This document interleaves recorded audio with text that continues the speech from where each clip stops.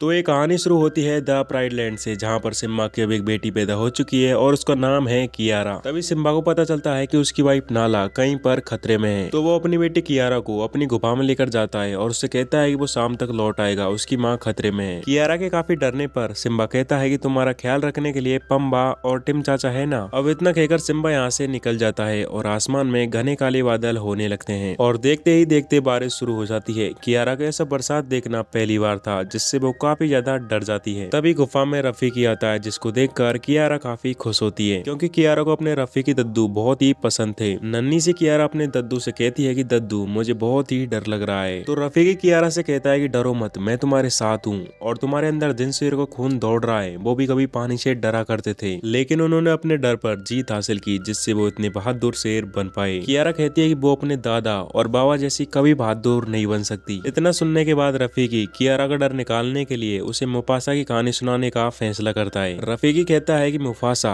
अपने माँ बाबा के साथ एक बहुत ही बंजर जमीन पर पैदा हुआ था, जहाँ पर काफी टाइम से पानी की एक बूंद भी नहीं बरसी थी। मुफासा के माँ बाबा उससे कहते हैं कि एक ऐसी जगह है जो बहुत हरी भरी है और वहाँ पर हमेशा पानी बहता रहता है। वो एक ऐसी जगह है जो हम जैसे जानवरों के लिए स्वर्ग है और उसका नाम है मिलेले। मुफासा की माँ कहती है कि ये जगह सूरज की ओर है। अब दिन गुजरते हैं और हम देखते हैं कि मुफासा अपने माँ बाबा के साथ में खेल रहा है। तभी उसके ऊपर आसमान में से एक बूंद गिरती है और आसमान में घने काले बादल भी छा जाते हैं, यानी कि अब यहाँ पर काफी टाइम के बाद में बारिश होने वाली थी। ये देखकर वहाँ के सारे जानवर एकदम झूम उठते हैं और मुफासा भी एक खाली नहर में जाकर जानवरों के साथ में खेलने लगता है। अब देखते ही देखते उस नहर में बारिश का पानी बहुत ही तेजी से आने लगता है। शुरुआत में तो मुफासा और जानवरों के साथ में पानी का मजा ले रहा होता है, लेकिन देखते ही देखते बारिश इतनी ज्यादा हो जाती है कि उस नहर में बाढ़ आ जाती है। मुफासा के माँ बाबा उसे बचाने के लिए पानी में कूद जाते हैं, लेकिन पानी का इतना ज्यादा बहाव होता है कि वो उसे बचा नहीं पाते। अब मुफासा उस बाढ़ में बहते हुए किसी दूसरे साम्राज्य में पहुंच जाता है। जैसे उसकी आंखें खुलती है तो वो देखता है कि वो एक लकड़ी के सहारे पानी में तैर रहा है। उसी टाइम टाका नाम का शेर उसे देख लेता है, जो कि उसी के ही उम्र का था। टाका उससे कहता है कि तुम जल्दी से पानी से बाहर निकल जाओ, इसमें मगरमच्छ है। मुफासा किसी तरह अपने हाथ पैर चलाकर किनारे की तरफ तैरने लगता है। तभी टाका देखता है कि उसके पीछे दो मगरमच्छ हैं। किनारे पर आने पर टाका मुफासा को अपने पंजों से पकड़ लेता है और किसी तरह खींचकर उसे बाहर निकाल लेता है। अब आखिरकार टाका मुफासा की जान बचा लेता है। थोड़ी देर बाद वहीं पर टाका की माँ आती है। वो टाका को डांटती हुई कहती है कि तुम शाही खून हो और तुम्हें इतनी दूर अकेले आना नहीं चाहिए। टाका अपनी माँ से कहता है कि देखो माँ, ये है मुफासा और मैंने इसकी जान बचाई है। टाका की माँ कहती है कि बहुत बढ़िया, लेकिन तुम्हें किसी आवारा के साथ में नहीं रहना चाहिए। मुफासा कहता है कि मैं कोई आवारा नहीं हूँ, हमारे यहाँ पर एक बाढ़ आई और उस बाढ़ में मैं मेरे माँ बापा से बिछड़ गया। ये सब सुनकर ऐशे काफी दुखी होती है और उसकी ममता जाग जाती है। वो मुफासा को अपने हस्बैंड यानी कि इस साम्राज्य के राजा के पास में लेकर जाती है, जिसका नाम होता है उवासी। उवासी जैसे ही मुफासा को देखता है तो वो ईसा पर बहुत गुस्सा होता है। वो कहता है कि तुम्हें किसी आवारा को यहाँ पर लेकर नहीं आना चाहिए था। ईसा कहती है कि अपने परिवार से बिछड़ चुका है और इसे एक घर की जरूरत है। उवासी कहता है कि ठीक है, हम टाका और मुफासा के बीच में एक रेस करवाएंगे। अगर मुफासा इस रेस में जीतता है तो उसको इस साम्राज्य में थोड़ी सी जगह मिल जाएगी। अब दोनों के बीच में रेस शुरू की जाती है। मुफासा जो बाढ़ की चपेट में आने से काफी थका हुआ था, इसलिए वो दौड़ में टाका से पीछे दौड़ रहा होता है। तो टाका जानबूझकर इस रेस को हार जाता है, क्योंकि मुफासा उसे बहुत ही पसंद था और वो चाहता था कि मुफासा उसके साथ में ही रहे और उसकी हमेशा से एक ख्वाहिश थी कि उसका एक भाई भी हो। उवासी टाका से कहता है कि तुम शाही खून हो और तुम्हें किसी आवारा से नहीं हारना चाहिए था। अब आखिरकार उवासी को मुफासा के लिए अपने साम्राज्य में जगह देनी पड़ती है। अब इसके बाद टाका और मुफासा एक दूसरे के साथ में काफी टाइम स्पेंड करने लगते हैं, जिससे उनके बीच की दोस्ती काफी गहरी हो जाती है और साथ ही साथ ऐसा माँ के साथ मुफासा का रिलेशन काफी अच्छा हो गया था। ईसा टाका के जैसे ही मुफासा को अपना बेटा मानने लगी थी, जिससे वो मुफासा को शिकार से लेकर काफी सारी चीजें सिखाने लगी। उवासी एक ऐसा राजा था जो खुद को नवाब मानकर सोता रहता था। अब मुफासा और टाका एक दूसरे के साथ खेलते खेलते काफी बड़े हो जाते हैं। मुफासा जो कि बाकी शेरों से बिल्कुल अलग था, उसमें सोचने समझने और सूंघने की शक्ति काफी तेज थी। वो ध्यान लगाता और हवा की रफ्तार से बता देता कि दूर कहीं पर हिरणों का झुंड जा रहा है। अब एक दिन ईसा माँ और मुफासा दूर कहीं पर शिकार करने के लिए जाते हैं, लेकिन वहाँ पर कहीं से घुसपैठिए आ जाते हैं जो कि बब्बर शेर और एकदम सफेद होते हैं। उन्हें देखकर ईसा माँ मुफासा से कहती है कि तुम यहाँ से भाग जाओ। एंड दूर से ये सब होता हुआ टाका भी देख रहा होता है और वो भी उन सफेद बब्बर शेरों को देखकर झाड़ियों में छुप जाता है। मुफासा अपनी ईसा माँ से कहता है कि मैं आपको छोड़कर कहीं नहीं जाऊंगा। अब देखते ही देखते सफेद शेर इन पर हमला कर देते हैं और वो ईसा माँ को मारने वाले होते हैं। तभी मुफासा उन पर हमला कर देता है, जिससे इन सभी के बीच में काफी देर तक फाइट चलती है और मुफासा उनमें से एक शेर को मार देता है। टाका उन सफेद शेरों को देखकर काफी डर जाता है और उसको यहाँ पर आने की बिल्कुल भी हिम्मत नहीं होती, लेकिन मुफासा अपनी बहादुरी की वजह से अपनी ईसा माँ और अपनी जान बचा लेता है और वो बचे हुए सफेद शेर भी यहाँ से भाग जाते हैं। इस लड़ाई में ईसा माँ काफी घायल हो चुकी थी। मुफासा उसे लेकर उवासी के पास में जाता है। उवासी कहता है कि ये सब क्या हुआ, तुम्हें चोट कैसी लगी? तो ईसा कहती है कि आज मुफासा नहीं होता तो मैं जिंदा नहीं बचती। तो उवासी मुफासा का शुक्रिया अदा करता है। मुफासा कहता है कि घुसपैठियों ने हमला किया था और वो जल्दी यहाँ पर जरूर आएंगे। इस पर उवासी कहता है कि तुम्हें कैसे पता? तो मुफासा कहता है कि आपको यकीन नहीं होता तो किसी जासूस को भेजकर उनका पता लगवा लो। तो उवासी उनका पता लगाने के लिए एक जासूस को भेजता है। वो देखता है कि उन सफेद शेरों का राजा खूंखार क्रॉस है। वो सफेद शेर अपने राजा से कहते हैं कि हमारा राजकुमार मारा गया। ये जानकर क्रॉस बहुत ही गुस्से में आ जाता है और कहता है कि खून का बदला खून हम लेकर रहेंगे। अब उवासी का जासूस यहाँ की खबर लेकर वापस आ जाता है। वो कहता है कि मुफासा कह रहा था वो बिल्कुल सही है, वो यहाँ पर हमला करने की बातें कर रहे थे और जो मरा था वो उनका राजकुमार था और वो हमारे राजकुमार को भी नहीं छोड़ेंगे। ये सब जानकर ईसा माँ और उवासी काफी ज्यादा डर जाते हैं। वो फैसला करते हैं कि टाका और मुफासा को यहाँ से जाना होगा और सबके सभी इनको भेजने की तैयारियां करने लगते हैं। जाते टाइम ईसा माँ उनसे कहती है कि दोनों भाई आपस में ख्याल रखना, तुम्हें अपनी मंजिल मिलेले की तरफ पहुंचना ही होगा। टाका यहाँ से जाते टाइम अपनी माँ से माफी मांगता है। वो कहता है कि जब सफेद शेरों ने हमला किया था तो वो वहीं पर था, लेकिन उनको देखकर मेरी हिम्मत नहीं हुई वहाँ पर आने की। ईसा माँ कहती है कि कोई बात नहीं मेरे बेटे, तुम्हें हिम्मत दिखाने का एक न एक दिन जरूर मौका मिलेगा। अब जाओ और दोनों भाई एक दूसरे का ख्याल रखना। अब दोनों भाई ना चाहते हुए भी मिलेले की तरफ निकल जाते हैं। अब सुबह होती है और किरोस अपनी फौज के साथ में उवासी के साम्राज्य में आ जाता है। किरोस कहता है कहाँ है तुम्हारा बेटा और कहाँ है वो मुफासा? उवासी कहता है कि हमें तुम्हारे साथ में जंग नहीं लड़नी, लेकिन किरोस गुस्से में इतना आग बबूला होता है कि वो उन सभी शेरों को मार देता है। वहीं दूसरी तरफ मुफासा और टाका सूरज की ओर मिलेले की खोज में जा रहे होते हैं। रास्ते में चलते चलते वो दोनों सोच रहे होते हैं कि ना जाने किरोस ने हमारे परिवार के साथ में क्या किया होगा। कुछ ही दूरी चलने पर मुफासा को एहसास होता है कि किरोस की फौज हमारा पीछा करते करते इस जंगल तक भी पहुंच चुकी है, क्योंकि इस जंगल में पंछियों का सन्नाटा धीरे धीरे छा रहा था। अब वो दोनों डर कर यहाँ से भागने लगते हैं, क्योंकि उन्हें पता लग चुका था कि किरोस अपनी फौज के साथ में यहाँ पर आ चुका है। और थोड़ी देर बाद किरोस अपनी फौज के साथ में यहाँ पर आ भी जाता है। वो उनको चारों तरफ से घेर लेते हैं और एक झरने के पास में पहुंच जाते हैं। टाका कहता है कि हमें इनसे बचने के लिए इस झरने में कूदना ही होगा, लेकिन मुफासा कहता है कि तुम्हें पता है ना मुझे पानी से कितना डर लगता है, हम मिलकर लड़ेंगे। टाका कहता है कि ये समझदारी दिखाने का वक्त है, हमें झरने में कूदना ही होगा। मुफासा के इनकार करने पर भी टाका उसे पानी में लेकर कूद जाता है, जिससे उनकी जान किरोस से इस टाइम के लिए बच जाती है। किरोस कहता है कोई बात नहीं, इस पकड़म पकड़ाई में मजा आएगा। पानी से निकलने के बाद मुफासा और टाका अपना सफर फिर से तय करने लगते हैं। घनी रात भी हो चुकी थी और तभी उन्हें पता चलता है कि उनका कोई पीछा कर रहा है। टाका और मुफासा जैसे उसे देखते हैं तो वो एक शेरनी होती है और उस शेरनी का नाम होता है साराबी, जो कि मुफासा की तरह अपने परिवार से बिछड़ चुकी थी। साराबी के साथ में एक पक्षी भी होता है जिसका नाम होता है जाजू, जो कि आने वाले खतरों के बारे में पहले ही उड़कर उन्हें आगाह कर देता है। अब इन चारों की एक टीम बन जाती है और एक साथ आगे बढ़ने लगते हैं। तभी हमें एक बड़ा सा पेड़ दिखाया जाता है, जहाँ पर सभी बंदर मिलकर एक बंदर को निकाल रहे होते हैं। वो कहते हैं कि ये बंदर जादू टोना करता है और न जाने इसकी वजह से तरह तरह के जानवर हमें खाने के लिए यहाँ पर आ जाते हैं। एक्चुअल में ये बंदर इन बंदरों से काफी अलग होता है और उसके पास में काफी पावर्स भी होती है। इस बंदर का नाम होता है रफीकी और ये भी यहाँ से जाने के लिए मान जाता है। ये वही रफीकी है जो इस टाइम सिम्बा की बेटी कियारा को कहानी सुना रहा है। आगे जाने पर रफीकी को मुसाफा और उसकी टीम मिलती है। रफीकी कहता है कि मुझे पता है कि तुम मिलेले जा रहे हो, लेकिन तुम्हें वहाँ का रास्ता नहीं पता और मैं तो कई बार वहाँ पर जाकर आ चुका हूँ। अब रफीकी भी उनके साथ मिल जाता है और सभी मिलेले की तरफ जाने लगते हैं। अब इनको अपने सफर में चलते चलते सुबह हो जाती है। टाका मुफासा के पास में आता है और उससे कहता है कि मुझे साराबी से प्यार हो गया है और तू कुछ न कुछ करके मेरा उससे टाका भिड़ा। यानी कि टाका ये चाहता है कि मुफासा उसे कुछ ऐसा आइडिया बताए जिससे साराबी इंप्रेस हो जाए और वो भी उसे प्यार करने लगे। मुफासा टाका से कहता है कि जाकर साराबी से कहना कि उसके बालों में से फूलों की घाटी की सुगंध बहुत अच्छी आती है और वो तुमसे कुछ भी बोले तो उसे ध्यान से सुनना। अब टाका साराबी के पास में जाता है और उससे कहता है कि तुमसे फूलों की बहुत अच्छी सुगंध आती है। ये सुनकर साराबी काफी खुश होती है और टाका से बातें करने लगती है। अब आगे जाने के बाद में किरोस की फौज इनको घेर लेती है। इसी टाइम साराबी अपना दिमाग लगाती है और वो कहती है कि मैं मधुमक्खी के छत्ते को छेड़ने जा रही हूँ। एंड यहीं पर हाथियों का बहुत बड़ा झुंड होता है जो मधुमक्खियों की वजह से भगदड़ में आ जाता है। किरोस के कुछ ही शेर वहाँ पर आ पाते हैं, लेकिन थोड़ी देर बाद ही वहाँ आने का रास्ता भी बंद हो जाता है। अब हाथियों की भगदड़ में मुफासा और उसके साथी भी छुप जाते हैं, क्योंकि वो भी उनके पैरों के नीचे आकर मर सकते थे।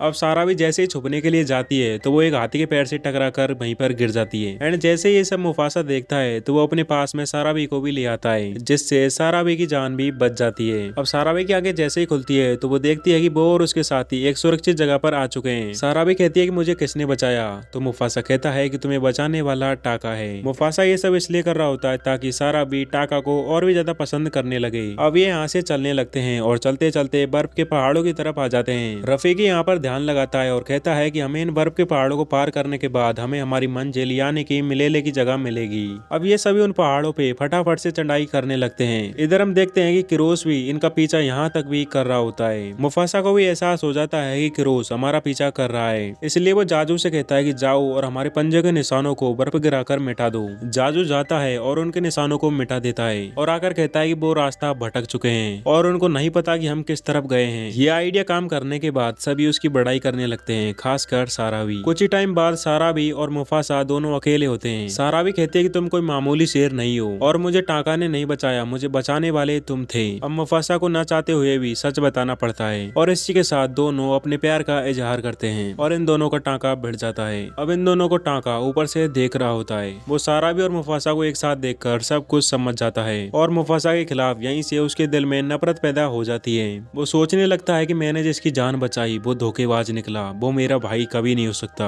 अब गुस्से में आकर टाका यहाँ से दूर जाने लगता है और उसे कुछ ही दूरी जाने पर किरोस की टीम नजर आती है। टाका किरोस के सामने जाता है और उससे कहता है कि वो भी उसकी टीम में शामिल होना चाहता है। मुफासा मेरा भाई नहीं, वो धोखेबाज है, हम मिलकर उससे बदला लेंगे। किरोस कहता है कि ठीक है, तुम जाते टाइम अपने पंजों के निशान छोड़ देना ताकि तुम जिस रास्ते से जाओ हम भी तुम्हारा पीछा करते करते वहाँ पर पहुँच जाएंगे। अब टाका सुबह होने पर मुफासा के पास में जाता है। मुफासा टाका से कहता है कि तुम रात भर कहाँ थे, तो टाका कहता है कि मैं शिकार करने के लिए गया था लेकिन मुझे कुछ भी नहीं मिला। अब ये फिर से मिलेले का सफर शुरू कर देते हैं और आखिरकार एक दिन मिलेले पहुंच ही जाते हैं। मिलेले पहुंचकर सभी काफी खुश होते हैं क्योंकि मिलेले हरी भरी और बहुत ही खूबसूरत जगह थी और सच में ये जगह जानवरों के लिए स्वर्ग था। अब मुफासा मिलेले के अंदर जाता है तो वहाँ के जानवर कहते हैं कि तुम्हें यहाँ से जल्दी निकल जाना चाहिए क्योंकि किरोस यहाँ पर आ चुका है और तुम्हारी वजह से हम भी खतरे में हैं। मुफासा कहता है कि किरोस यहाँ पर कभी नहीं आ सकता, लेकिन थोड़ी देर बाद ही किरोस यहाँ पर आ जाता है। मुफासा उसको देखकर ये सोचने लगता है कि आखिर वो यहाँ पर कैसे आ सकता है। किरोस उससे कहता है कि मुझे यहाँ पर लाने वाला और कोई नहीं बल्कि टाका है। ये सुनकर मुफासा को यकीन नहीं होता, लेकिन टाका के कहने पर उसे पूरा यकीन हो जाता है। वो कहता है कि अब मैं किरोस के साथ हूँ, तुमने मुझे धोखा दिया है, मैंने तुम्हें अपना भाई माना था और सारा भी को तुमने मुझसे छीन लिया।